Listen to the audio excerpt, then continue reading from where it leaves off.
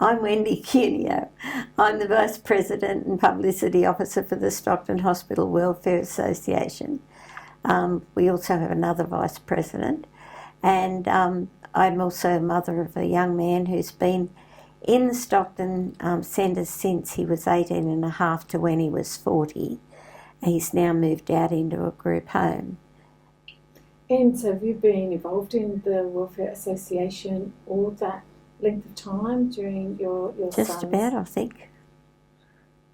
So this is literally decades. Yeah. Decades, yeah. Yeah.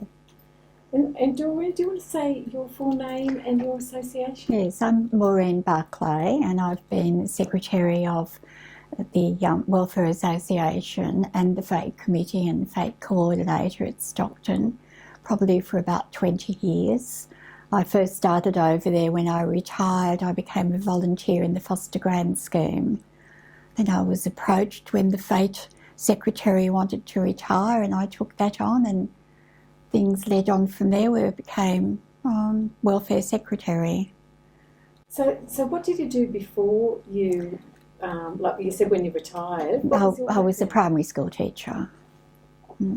And so when you started volunteering, and you mentioned the Fates, were the Fates already established when you... They were, but I'd had no contact at all with Stockton Centre prior to me retiring, and thinking that if I didn't do some volunteering job, I'd be likely to lie on the lounge all day reading books. So I needed something to do. And that was one of the things that I really enjoyed doing. I learnt so much from the people over there, from the clients over there. And then it progressed that I got more and more involved. And when the foster grants ceased to exist, mainly because of funding, I was still, very involved with the Welfare Association, and the Fates continued for quite a while. And so the introduction to Stockton, was that because you were a resident in the area, or that you knew someone that was already involved? No, when I decided I'd volunteer, I went into the volunteer centre in Hamilton, and they suggested that. And I also volunteered at the hospice, which I'm continuing to do. I also volunteered over here for a little while with some Asian students, but that didn't last long. I'd make the effort to come and they wouldn't turn up, and it was unsupervised and unstructured, and I didn't carry on with that. So tell me a little bit more about the Fates. What were they like?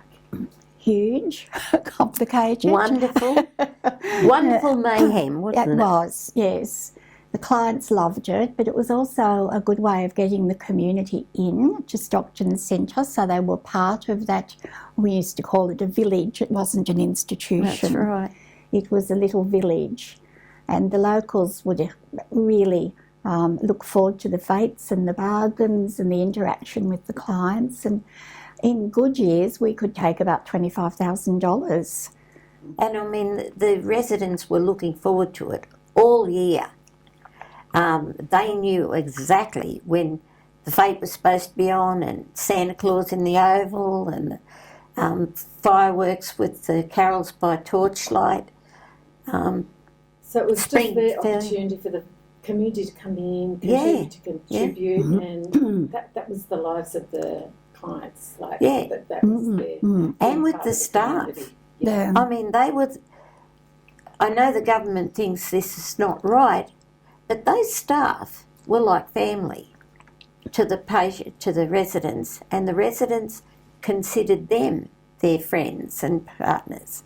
And the thing today is, and I've just gone through with my daughter and another provider, you can't be a carer and be a friend.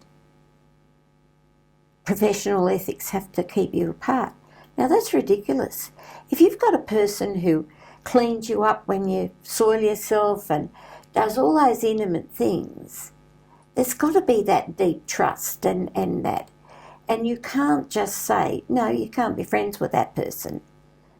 They're professionally distanced. That's not going to work. It was a big institution, wasn't it? Yeah. A lot of clients, and And so did you find like a lot of the staff would sort of know multiple clients? Like yes. I mean, staff used to take them on holidays sometimes. I remember Frank Bull was one of our CEOs, but he had that job ever since he was a young man. And he was telling me one day, I'm not sure whether it was Philip Carruthers was with him, and they decided that they were going to take some of the boys camping. They wanted to go camping, so Phil and Frank put everything into it, prepared it a whole bit, gave them the fire, the marshmallows on the stick, the whole bit. And when they were coming home, they're going over the big bridge, and one of the fellas said, "Nearly home." And the other one said, "Does this mean we don't have to go camping anymore?" And so with, just the environment of the place as well. Like it's quite a big site, Stockton, isn't it? Yeah, 64 hectares, wasn't it? Yeah. It was ideal for the fete with the oval in the centre surrounded by the trees. We always had beautiful weather until our last fete. And the cricket, and the oval was a registered cricket oval, so the cricketers used to come in and play games in the oval, and the residents would go and watch, and even they became quite friendly with some of the ones that came backwards and forwards. But you've got a picture of the first fete. Was it the Westpac helicopter? That was their Christmas party. Santa would fly in. So there was the fete and Spring Ball, Oktoberfest. And Santa on the oval, where the helicopter would bring Santa. The clients would be lining the fences, and they would be given lollies when they were able to eat lollies. And then we would have carols by torchlight. Yeah. So that was their... With the fireworks. Yeah. And so, it sounds like... All sponsored by the Welfare Association. Even down to some of the guttering, the roads and guttering. That was only dirt roads way back when. And the welfare had been responsible for all sorts of things like that. Buying oranges for the... first fundraiser was to buy oranges for the clients. And some of the early members used to stand at the gates of the BHP on payday. And Ganninans. And get donations from the men coming out with their pays. Yeah. And so what year did the Welfare Association start? It was 100 years in 2010, wasn't it? Not for the welfare. It's been about 66 years. Yeah. And so there's records, that we've looked at. I know we've sort of looked at ones from the 80s and 90s. And Maureen was saying that there's some records that that have been destroyed, yes, unfortunately. So a lot of names of those early members will have been lost. And I mean, some of those families put in so much work. Yes. And one of the things that upsets us is the fact that once the families died off, a lot of our people only have the trustee and guardian, and the personal touch is completely gone. And because of their privacy, which is absolutely ridiculous, we're not to be involved in anybody else's life. Like, there's 3 other people in my son's house, right? But I'm not allowed to befriend them or, because that's their life and my son's my life sort of thing. It's wrong. It really is. And it sounds like it's completely different in it's earlier ridiculous. decades. Yeah. That you become friends, family and friends become friends of their loved ones. As a parent, you want to know that friend. That's right. You want to be involved. And what they did in a lot of cases when they were starting the transition, they separated people deliberately. They keep telling them it's your choice, but they don't really have a choice. If you say, David, do you want to go fishing or do you want to wash the car? You're not really giving him a choice. You're giving him a choice of your choices, not anybody else's. And so all the things they promised them are not occurring. A lot of them have benefited, but a lot of them haven't. And, you know, some of the ones that were very disabled have been treated like they're a parcel to move from place to place. It's not, and when all the things that Maureen was just telling you, that we got donated and we raised money and we busted our insides basically. Particularly for the fates, to make that a success. Yeah. When they started to transition them, money was allocated by the trustee out of the residents' own money.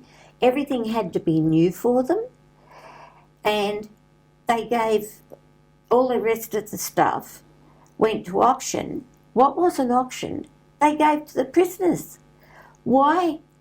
That was really stealing from our people the things that we'd provided.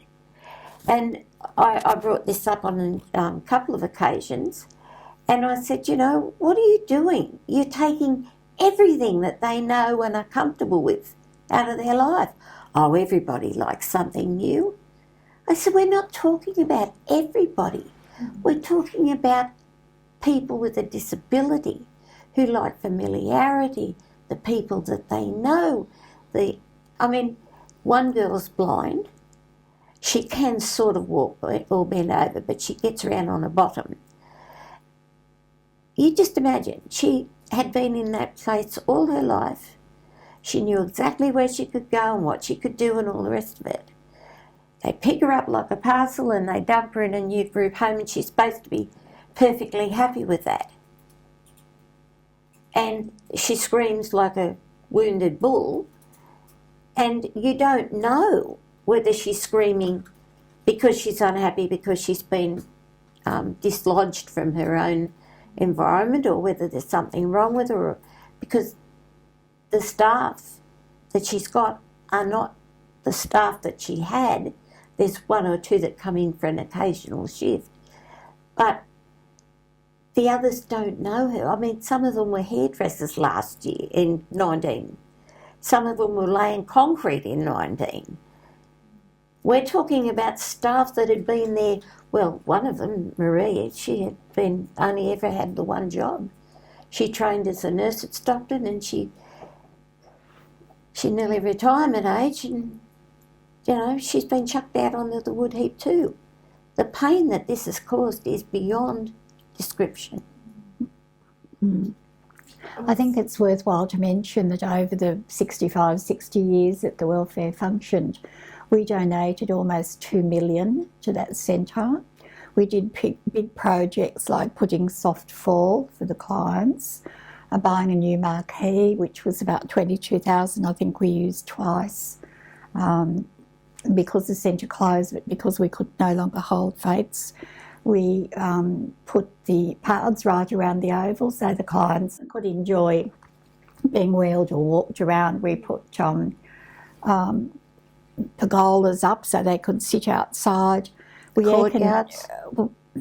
air conditioned all of the activity units because they were coming out of air conditioned apartments into hot demountable buildings. We spent, I think, $54,000 one year on making sure that their life was as wonderful as we could possibly make it, give them every opportunity. And, you know, the courtyards attached to each of the units, they were mostly furnished by us, you know. Maureen, you must have got to know, like, a lot of the clients as well. I did, yes, friends. yes, as a foster gran. I got to know 2 clients really well. I'd spend a morning with either one of them one day a week. But because I involved them in activities in the rec hall, I got to know the staff and other clients coming over. Yeah. And that was other things we did. We funded luncheons in the rec hall, big luncheons. In fact, people would be so interested in coming that we often had to have them on consecutive weeks to cater. Dancing? Yes. Banjo club? Yeah. So who used to come? Was it like family and friends of the clients? No, but just the clients themselves with the staff, but they could come from Stockton. Sometimes family would come. From Canangra, yes, and from Tomaree. They would get a bus and bring them down. We would provide entertainment, maybe, music always, maybe Ruby the Clown, who would interact with them. They would have a 3-course meal. They would have as many drinks as they wanted. Stockton Banjo Club. Yeah. Elvis. Yes. Elvis impersonator. That's gorgeous. Yes. And we used to have a musician that we paid for how many days a week? Oh, 3, 4. We always laughingly said we paid for his retirement. You know, there was always something on every day for them. We used to have Easter luncheons, and we would have Melbourne Cup and Christmas and Halloween. Yes, anything special. There would always be a luncheon, a themed luncheon with themed decorations. And the welfare funded all of those. But when you used to go into the grounds, there was always people being wheeled around or walked around or whatever. The minute they said, right, 2010, it's all going to go, we've got to transition everyone, we were no longer allowed to do any of the things that we did. You never saw anybody being taken for a walk or wheeled around anymore. And I suppose part of it was the modern way of litigation on everything, but there was one tragedy when we were having family days. We forgot the family days. We did. And we used to have a little band that came to provide music for the families every 3 months. And one of the girls was given a marshmallow, one of the really profoundly disabled ones, and she died. And, you know, immediately, nobody in the whole grounds was allowed to have any marshmallows. You know, talk about overreaction. And it wouldn't have been any of the staff or us that had given her a marshmallow. It would have been one of the other residents who wanted to share, and nobody realised. I mean, once in 100 years, like, you know, I mean, it's ridiculous. Can I correct you there? That was at Buddy's. Oh, sorry, it was at Buddy's. That was a weekly program on the Saturday morning where staff would come in and clients who were interested could go to the rec hall and have some fun. Yes, unfortunately she choked. Yeah. Yes, but and I mean it was a disaster, but that's not the point. So it affected future. Yeah, everybody had to suffer because somebody made a mistake. Anyone in society might put a Halloween party on or Melbourne Cup party, and so you really brought a lot of that into like the client, so that to them it would have been, they would have felt normally part. Yes, absolutely. Yes, and they could make or decorate their own hats to wear, and there was a prize for the best Melbourne Cup hat. Yeah. And as Wendy said, family days every 3 months. We used to get people driving from Sydney and Taree. They'd go and collect their client from their unit, bring them over to the rec hall. We'd have lunch. We'd have entertainment. Yeah. Dancing, singing. It was lovely. And Morisset, they used to have a dead ball at Morisset. Some of the photos of that, I have no idea where they've gone, but if you could only get hold of some of those pictures, they were beautiful. And the way they dressed them up, you know, it was just wonderful. A proper ball, yes. Yeah, the pictures were at Morisset. And like I said, we don't know where any of that went, do we? No. And in the rec hall we provided a big screen and equipment so they could watch movies. And Foxtel? Computers for them to use there. So it was... we don't have records of the first lot of spending. And while we were helping the clients, we were also making the staff's life easier, like air conditioning in the rec halls. And when the air conditioning came in, epileptic seizures went down by quite a lot. I mean, that's a really important thing that needs to go into the research. You know, you make people comfortable and their conditions improve. We bought lots of golf buggies, so the clients were able to have easy access. If they lived in a unit that wasn't close to the rec hall, they would put them in the golf buggy and drive them to the rec hall, pick them up after the program was over. Yes, there was so much. And Sensory Garden. Yeah. Newcastle Permanent gave us money for the golf buggies, but NAB gave us the money for the Sensory Garden. So you got a lot of you got support from commercial enterprise. Well, we had to put in submissions. It was quite detailed with the Newcastle Perm, but they very generously gave us 2 golf buggies. Yeah. I mean, we were getting donations all the time. Like we never stopped working. Well, often the staff would ask for things. It would go to the purchasing committee. If they couldn't see a way to fund that, it would be passed on to the welfare, and I don't think we ever refused a request. Sometimes it was just for pictures that would brighten the units. Wheelchairs, yes. I think when we stopped the wheelchair funding, because that was covered under the NDIS, we were still owed about $100,000 for wheelchairs we had supplied. Originally, the welfare would buy the wheelchairs and the clients would pay back, say, $5 out of every pension. But there was still about $100,000 in debt owing when we stopped wanting the patients to repay us. So there was a lot of financing of just the basic needs. Yes, absolutely. Disabled needing a wheelchair. Yes. And I mean, they weren't just an ordinary wheelchair. Some of them were the prototypes. You know, they were adapted by the staff at Stockton, whose ingenuity gave them ideas. Now, there was one girl there, she couldn't lie anywhere except on her stomach. So they modified one of the old hospital trolleys and she could drive herself round. She had a big tray in front of her face, so she mainly had the use of her body from up here.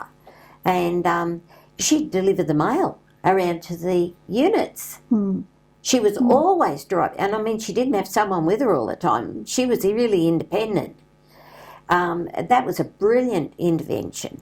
And she did that for many years until she got too sick and then she died.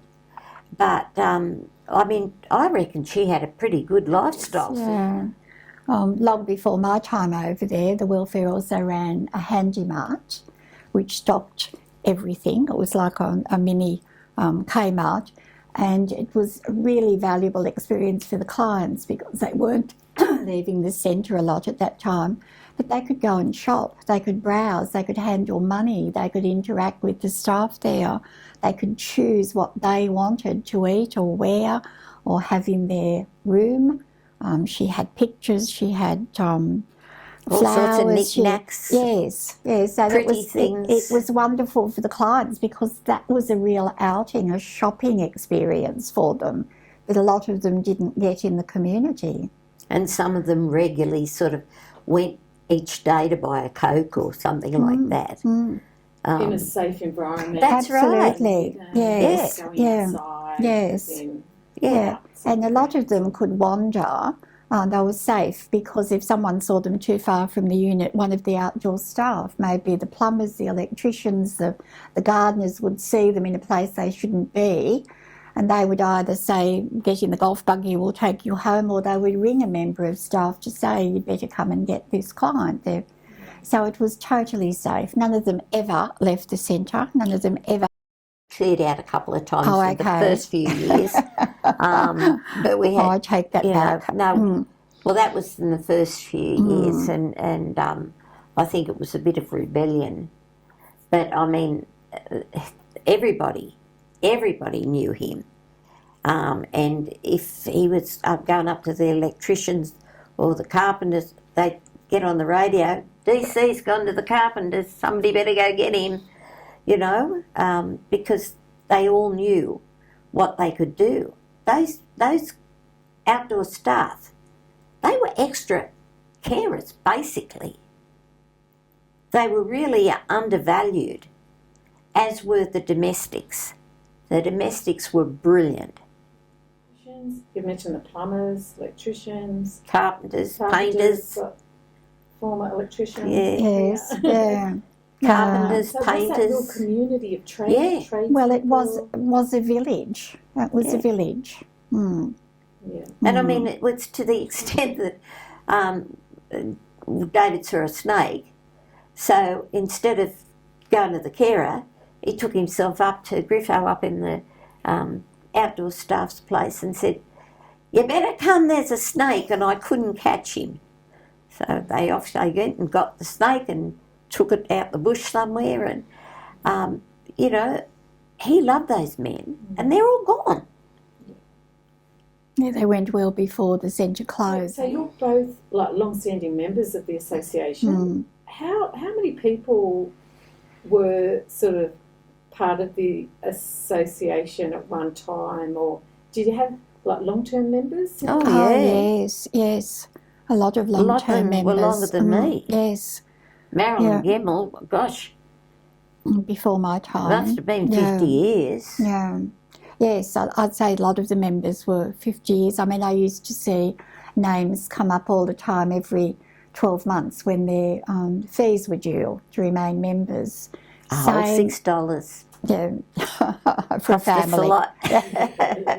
And out of that $6, we used to send out newsletters every 3 months. So was the membership mainly family, or was it friends? Mainly family, but friends also, community people who were interested. Yeah. Margaret McNaughton, you know, she was the patron, and Nicholas Dan was our lawyer for many years.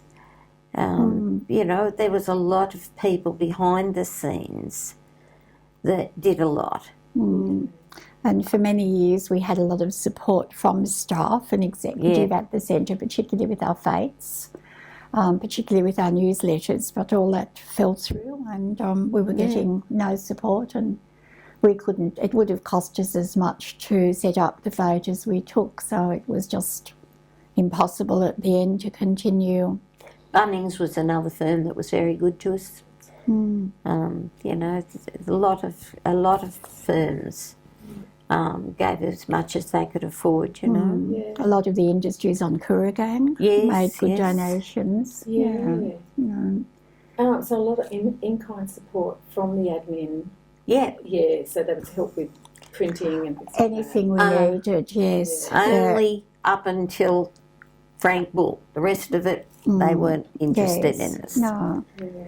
Maybe I shouldn't say this on camera, but we can cut it out. Well, it's part of the story. The new CEO that came in told us that we were not allowed to speak to the staff, and the staff were not allowed to speak to us because there was misinformation being given.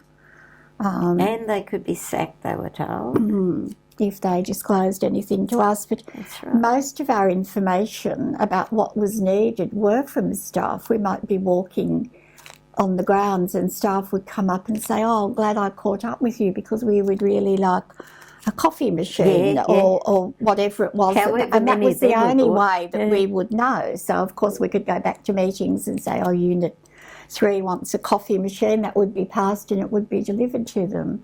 But once we had, or not supposed to have any contact with staff, I think we felt that we were devalued, and I think the staff felt threatened by that, and they were devalued as well. And not only were the staff told that they weren't supposed to talk to us, we were not to get any information about any of the residents. So, you know, if one of the kids in my son's cottage was sick or something, they'd say, "Oh, we can't tell you." But, I mean, a lot of them said, "Well, you didn't hear this from me, but..." And, I mean, they knew that we were another pair of security eyes on the lives of those residents. Well, part of our mission statement was to be an advocate for the clients, and when we could no longer hear about the clients, that was taken away. That's what I was thinking. Like, ultimately, it's a voice of the clients that are there, isn't it? And just that communication in what needs to be purchased. Yes. Well, that was it was often quite informal. once we bought coffee machines for the rec hall, the clients became addicted to cappuccinos, and we bought a lot for the units because that would be a special treat mid-morning. And mocktails, don't forget the mocktails. But for the rec hall, we bought a snow cone machine because that was wonderful in summer for the clients. We bought a soft serve ice cream machine. Fairy floss machine.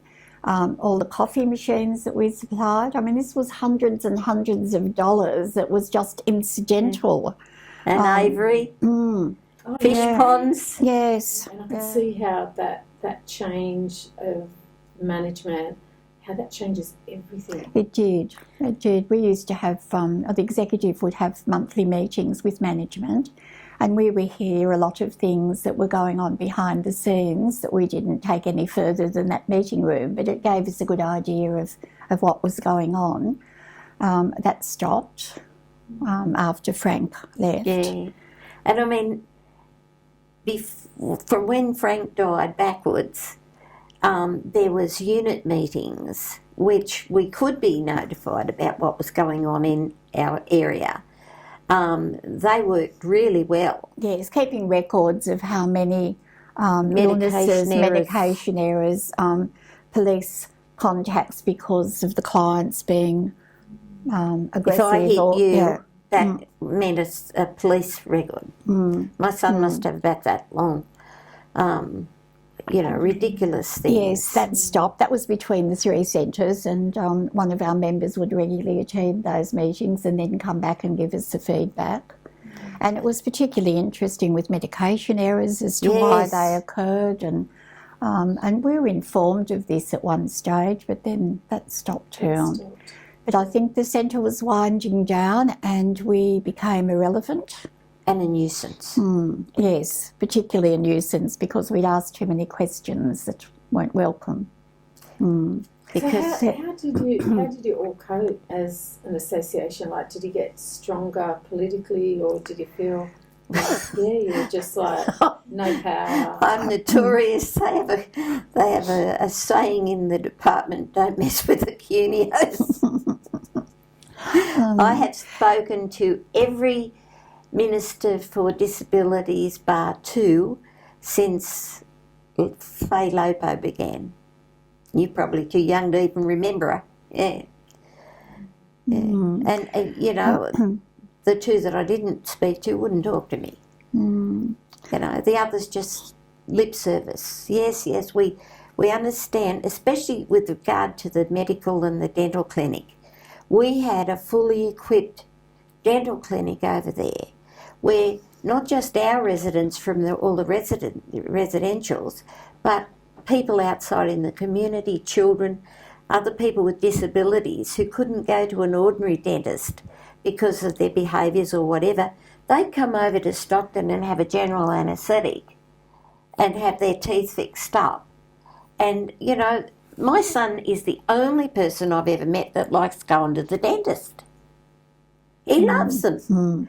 And the medical, it was just, Dennis Harvey was the chief doctor, and there was Peter Wong, and there was Robin Wood, and practising, she's really, really good.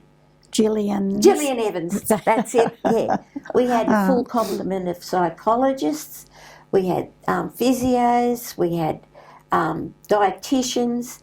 Now, if you were eating your lunch and you started to choke, even though, they might clear that, there would be immediate flag up for the dietitian and for the speech therapist. They'd come down and they'd watch you eat and they'd assess the situation, whether it was spasm of the throat or whether you'd lost your swallowing ability, which at one stage my son did because of medication. It was all there and it was prompt. And those people were excellent. And then we had specialists come in, psychiatrists. Dr. Chenoweth came for many years, or from Sydney and whatever. And I reckon that they pushed medication and behaviour forward about 30 years or 40 years for people with disabilities, because they'd look at the way it was working and what was going wrong. It wasn't just, oh, you know, he's bad behaved, we'll give him this or that. No, why is he badly behaved? The doctors out in the community don't have that ability. They don't know him well enough.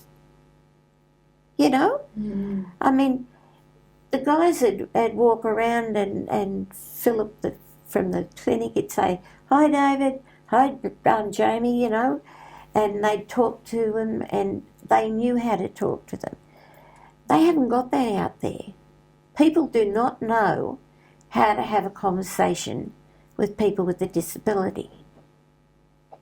You have to talk differently. Mm. And they just haven't got it, have they? No, they haven't. No, they haven't. I think a lot of people are frightened of them. Well, they are. I know which that. Is such a shame. Yeah. Such a shame. Yeah. But, I mean, to get back to what the welfare provided, I was just thinking about the pool. I think the council and the welfare jointly had put in a swimming pool over there. We bought a pool lifter because with ageing, many of the clients were so disabled they didn't have access into the pool. We bought that a few years ago. The pool closed the next summer, but we weren't informed. And it was like a clandestine meeting. We were having a general meeting in our meeting room. We saw some of the outdoor staff outside and we said, oh look, we've got a whole lot of sandwiches over, would you like to take them back for your lunch? So they came over, but they came in the back door so they weren't seen. And they stayed for about half an hour telling us what was wrong with the system. They said the year before there were dozens and dozens of bags of chlorine they'd been asked to dump because they had made the decision that the pool wouldn't be opened. Now we had actually two pools, a wading pool and a proper swimming pool. Mm. Yep. And we had just bought this new pool lifter, but we weren't told that the pool was being closed.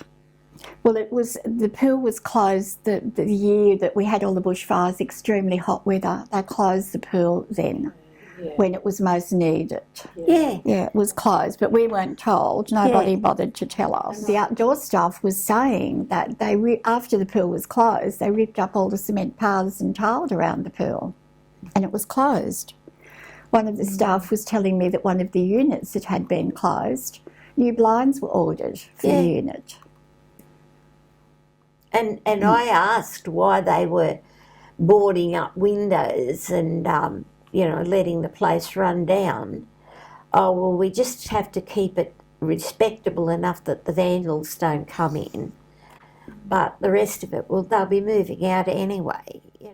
And, one of the fathers thought that all the new stuff for their rooms when they got into their new accommodation was being paid from the government. And I said, no, it's not.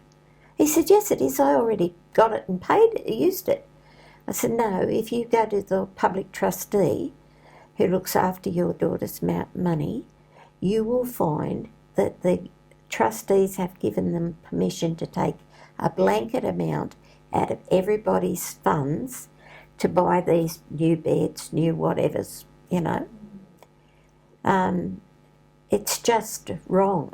We raised that money for our people and not the prisons. Mm. And the new stuff, spa baths, I didn't go on the auction, but somebody told me that one spa bath that hadn't been used went for $10. Mm. We also bought a wheelchair swing over there and we wanted to relocate to that when the centre was closing. And we were told that it was in bad condition, it would cost about $10,000 to repair it. So of course we didn't want to spend that $10,000, but I believe it was sold for scrap metal in the end.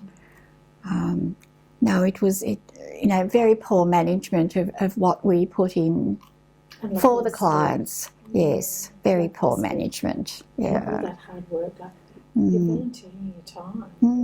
Yes.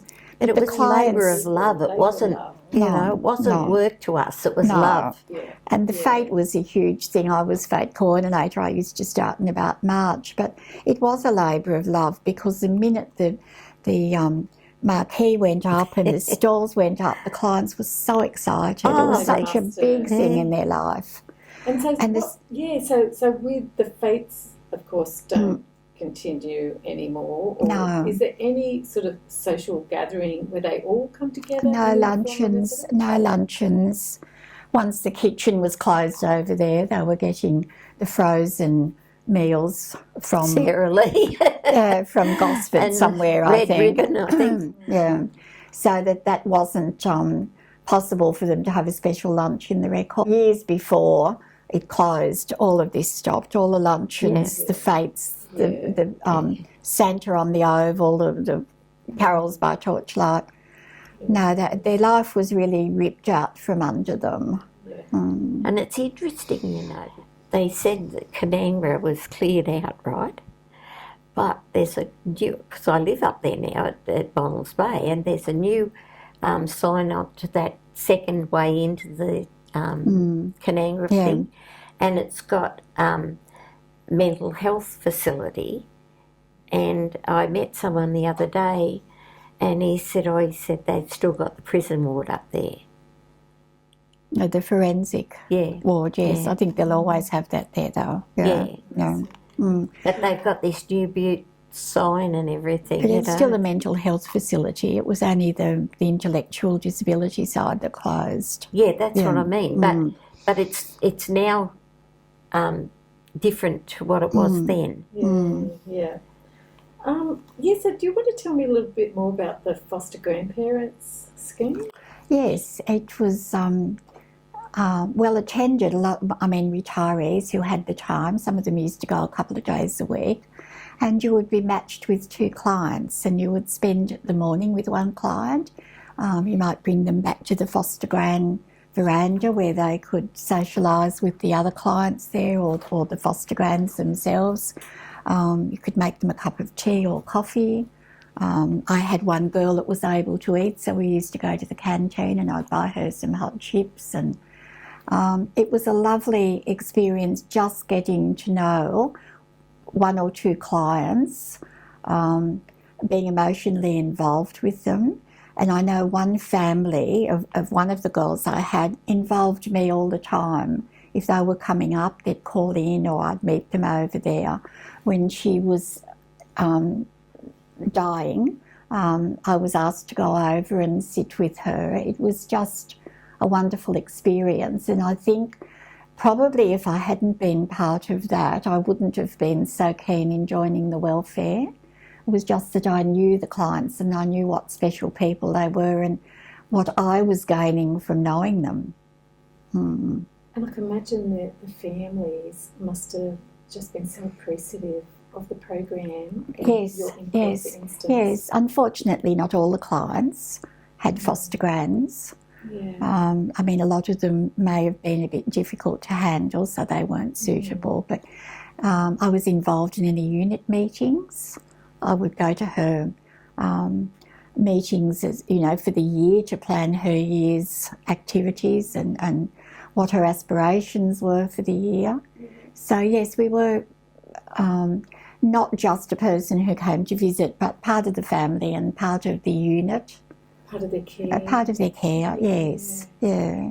And so with a lot of families, do they live elsewhere? Most of them. Yeah, some in Queensland, some in Victoria, a lot around Sydney.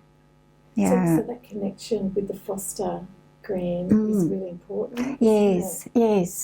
That must have made them feel as if they've got someone that their loved one sees regularly. Yes. You can see it's just perfect terms. Some of the foster grans were amazing, absolutely amazing. They'd be busy knitting jumpers and scarves and beanies for the winters and buying them presents. And if I spent anything on Annie, if I took a receipt back, I'd be given money out of her petty cash. But I never wanted to do that. My little special gift was a plate of chips to Annie, because I know she loved doing that.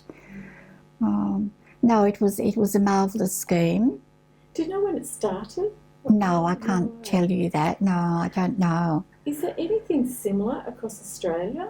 I think it was based on a scheme that had opened in Melbourne. Yeah, was that, did Cuba Gardens come I first? think Or? so. No, I think they did.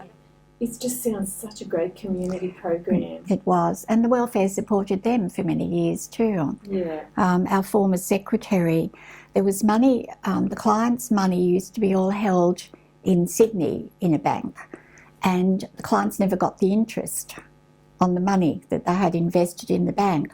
It went into a separate account and it sat there for years and years and years.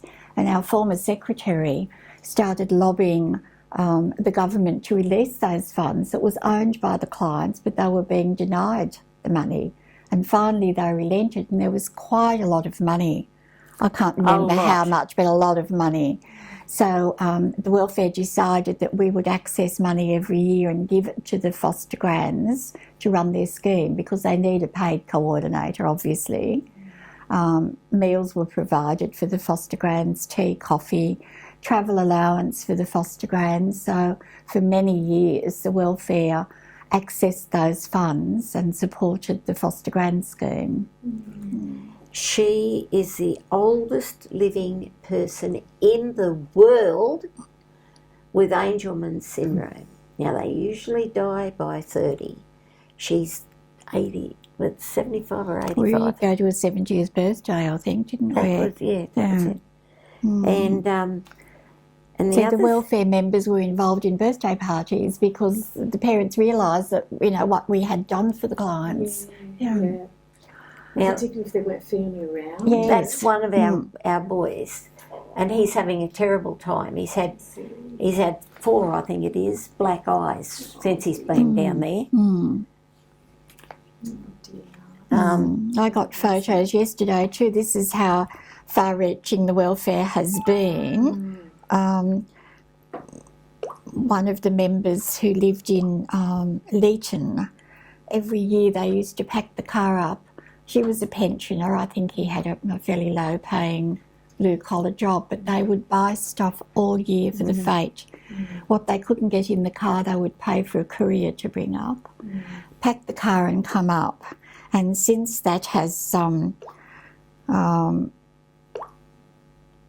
since we've finished with fates and the mother died, but I often hear from the son. That's his brother. Yeah, that's his brother, and he's at Wagga and doing quite well in a home. But I think it's just so far-reaching. They still want that contact because we were the supporters when they weren't able to be there.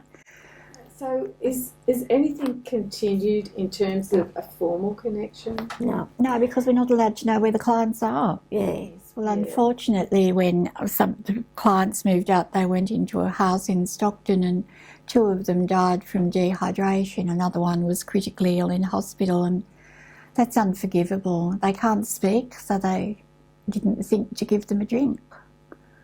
That would never have happened at Stockton Centre because the staff knew them, they knew their needs. So the Welfare Association played a massive role in the clients' lives. Oh, heck yes. Yes. Like, and what you've described, advocacy, the fundraising. Well, we just also... the general well-being, Yes, and with the foster grands, they, I think, catered for the emotional side because they were a special friend to so many of the clients over there. We looked more at making sure that they financially that they had the things they needed, but we worked well in tandem for a while. Yeah, I just come across the petting zoo ones. Oh, right. You know, we used to get the for the fete. Yeah. No, that was down at Canangra. That one. Canangra. Yeah. The people that have special needs and high needs, emotionally and socially, is that happening in the group houses? I don't see how it can be. Not really. No. And the thing is, I mean, it's not happening out in the community at the moment. The waiting list for mental health is absolutely catastrophic. And the thing is, what people forget, not only were those people really well looked after, those that could go out comfortably had mostly gone out through the Richmond report. And while there's been some increase in people's life, I guess you could say, a lot of others aren't getting what they had or what they were promised. And there are so many out there in the community, families absolutely desperate because they're I mean, before my son and daughter went into care, it was like living in the middle of Beirut. I was frightened that they'd either kill each other or I'd kill a lot of us. I mean, it's a terrible thing to say, but you've got to be honest. You can only go so far before you crack. And I know quite a few families that crack. They're out there doing the best they can. You've only got to read what's on Facebook. They're desperate and they're not getting the help that they need. It's like trying to navigate a minefield. This one of the reoccurring themes that I've seen in the newsletter, and also something I knew myself personally from the staff there, was the constant rumours and threat of closure. Yes. How do you think that affected staff? It was really bad. Yeah, from about 2010, those rumours were going around. It was really, it was before that, but it really got definite in 2010. But I can tell you one staff, like she only ever had that one job. She trained as a nurse there and she'd been there all her life, her working life. At the end, she'd come to work, she'd be crying when she got there and she'd be crying when she went home. Because as far as she's concerned, she was losing her family. I mean, it was traumatic for us, it was traumatic for the staff, and it was traumatic for the ones like my son that could understand some of, I mean, they brainwashed him into saying, I want to live in the community. But he didn't know what it meant. And now, when he's not getting what he was promised, he gets angry. We would get angry, you and I would get angry. You know, and he'll say, like he never told anybody else if he felt sick or anything, he'd tell me. So, you know, I mean, it's like you're frightened to die. Because what's going to happen to him? Like I said about the other girl, you don't know whether she's screaming because she wants Tom, Dick or Harry or something that she had at the other place. And we've got no way of finding out. You know? I think the threat of closure really upset RNs because they were told they wouldn't be going into the houses. They would have... And the ENs. The ENs, they would have no position. And I think a lot of them left. They lost an amazing amount of amazing staff who, if they'd seen a position for them at the end of that, they would have stayed because they loved the clients, they loved the working conditions over there. But they were frightened. And the clients were moving out all over. You know, some went up the north coast. They couldn't possibly apply to go with the clients because their home was at Stockton or surrounds. And yet that was promised to them. Your own staff will go with you. Yeah. And, you know, that is not happening. But there's another side to it too. I mean, when they lost the clinic, they lost an incredibly valuable facility because people in the general community, they might be the best thinking people in the world. But for instance, one of our RNs came into a unit one day there was some new staff there, and she walked in on a situation where the person was choking and the staff's hitting her on the back. And she said, stop that. And she said, but she's choking. Yes, well, what's she choking on? Is it bread or is it fruit or what is it? You need to know what she's choking on as to how you fix it. Hitting her on the back with a piece of bread in the mouth's not going to work.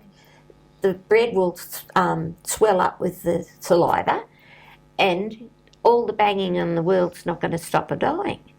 Oh, sorry, I didn't know. Sorry doesn't cut it. When you have deliberately removed trained staff from vulnerable people, a country or a community stands or falls by the way it treats the most fragile of its people. And there were RNs in every unit on call 24 hours a day. They've gone out to the homes, and a lot of the people in the homes now have done a 12-week online course, never had hands-on experience with people with disabilities. So I'm not surprised that there were deaths. No. Not surprised that people died from dehydration that was so simple to cope with because they just didn't understand. Clients don't speak, they can't say I'm thirsty. But staff in the unit would have known the signs, they would have regularly given them fluids, that would have been part of the daily routine. And the tragedy is, we told them. We told them what would happen. Yeah. Oh, you're exaggerating, you don't realise how they're a lot smarter than they thought than you thought they were. We had people from the department come up to say, it'll be a wonderful life, we'll put houses on the bus stops so they can go out for the day, they can go to the theatre, they can go to the park, they can go to a shopping centre.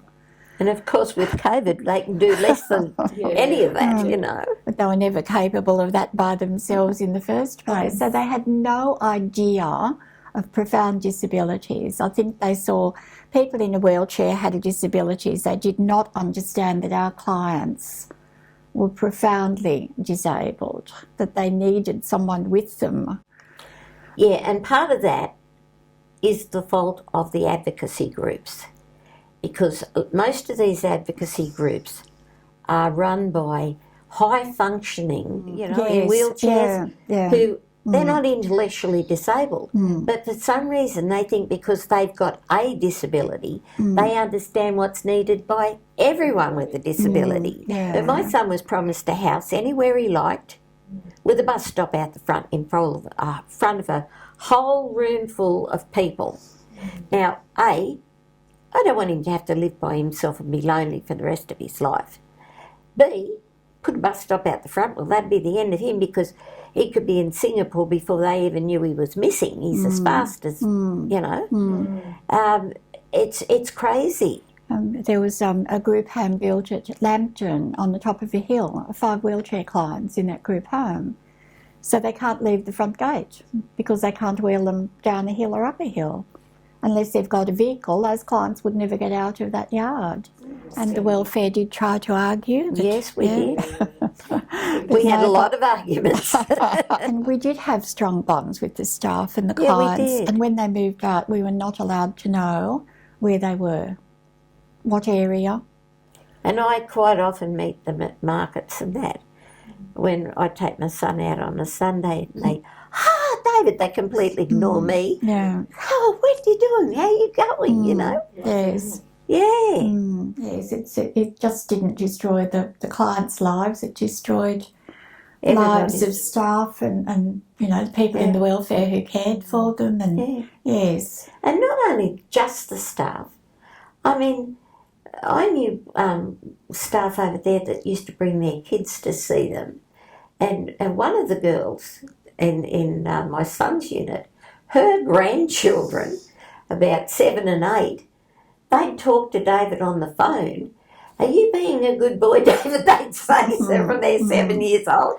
And he'd say, yes. Yeah, you know. I believe some of the staff in the olden days used to take the clients home for a weekend. They did, yes. So, you know, it was a family, a real family situation. I actually knew one of the staff who had been 1970 maybe. She was one of the RNs in one of the units. And she said, back there, she said there were a lot of procedures that were not good. But she said, as a general rule, it was really good. But she said the ones that, like, who could actually do work, she said we'd give them things to do and they were using their abilities, But if you looked at it from the other point of view, the advocacies would say, yeah, but it was slave labour because you weren't paying them, you know. But, I mean, in a family, you do that, help with the chores or whatever if you're capable of it. And that's not slave labour, that's part of being a family. So it depends on who you're talking to and what angle you're looking at. I mean, she said when I went in there, she said the first thing that greeted me was this girl having a fight with one of the senior staff. And she said, okay, put me in the, what do they call them? Straight jacket. They had a clothing straight jacket. You put your hands in it and a tie around the back. Apparently that was a punishment because they're not allowed to punish now. And she said those things quickly went out of style once the staff sort of were allowed to have more input into what was happening, and there was not the rules and regulations of a hospital. While it was classed as a hospital, she said it was different. But when they stopped calling us that and started, you know, this is a different setup, she said it became much better very quickly.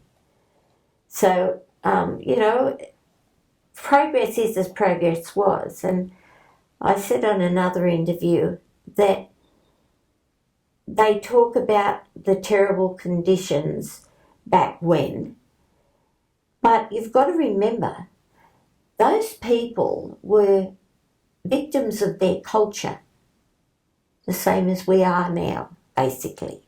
They were doing the best they could with the knowledge that they had. Yes, they made a mess at times, and the decisions were bad many times.